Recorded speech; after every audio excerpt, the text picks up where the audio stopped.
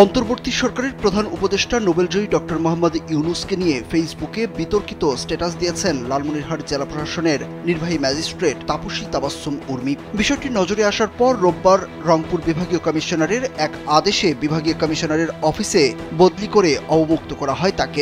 পরে তাপসীকে ওএসডি করে জনপ্রশাসন মন্ত্রণালয়ে বদলি করেছে সরকার।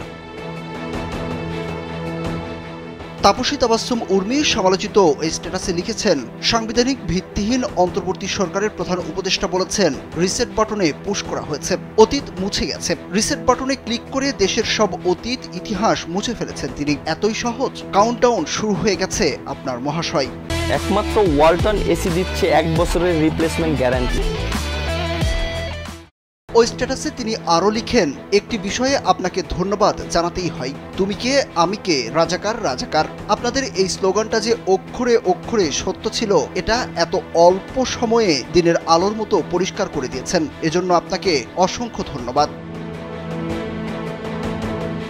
তাপসী তাবাসসুম উর্মি নামের ওই ম্যাজিস্ট্রেট লালমনিরহাট জেলা প্রশাসনের ম্যাজিস্ট্রেট হিসেবে বাজার মনিটরিংয়ের দায়িত্ব পালন করছিলেন। শুধু এই স্ট্যাটাসই নয়, সম্প্রতি নানা বিষয় নিয়ে নিজের ফেসবুকে একাধিক স্ট্যাটাস দিয়েছেন তাপসী। বৈষম্য বিরোধী ছাত্র আন্দোলনের শহীদ আবু সাইদকে নিয়েও কটাক্ষ করে পোস্ট দিয়েছেন তিনি। স্ট্যাটাসে তাপসী আবু সাইদকে সন্ত্রাসী বলেও আখ্যায়িত করেছেন। তবে তার প্রোফাইল লক থাকায় স্ট্যাটাস যাচাই করা সম্ভব হয়নি।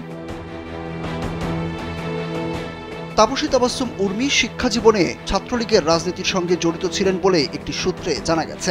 এছাড়াও তার সামাজিক যোগাযোগ মাধ্যম ফেসবুকে বিভিন্ন সময় আওয়ামী লীগ সংশ্লিষ্ট একাধিক ছবি ও পোস্ট করেছেন তিনি।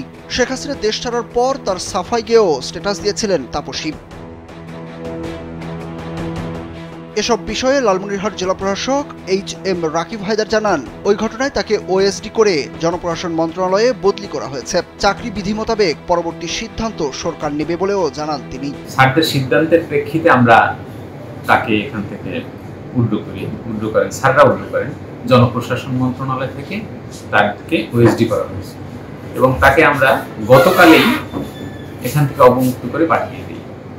তার যে ফেসবুক আইডিটা ছিল, মানে লেখাটা ছিল, এটা অত্যন্ত আপত্তিকর এবং এটার বিষয়ে আমাদের জনপ্রশাসন মন্ত্রণালয় সচেতন আছেন। স্যাররা আমাকে বারবার আমার কাছ থেকে আপডেট নিচ্ছেন। আমরা আশা করি তার বিষয়টায় স্যাররা প্রয়োজনীয় ব্যবস্থা নেবেন। বিভাগীয় ব্যবস্থা বলেন আর অন্যান্য যেই আইনি ব্যবস্থা, বাংলাদেশি রুলস অ্যান্ড রেগুলেশন যেগুলো আছে এরকম ব্যবস্থা নেবেন। স্থানীয়রা বলছেন, আওয়ামী লীগ সরকারের দোসররা এখনও প্রশাসনে বহাল থাকায় সংস্কারের কাজ করতে বেগ পেতে হচ্ছে অন্তর্বর্তী সরকারকে। তাপসী তাবাসসুম উর্মির মতো অনেকেই লুকিয়ে থেকে অসহযোগিতা করছেন এই সরকারকে। সুরুজ আহমেদ, কালবেলা।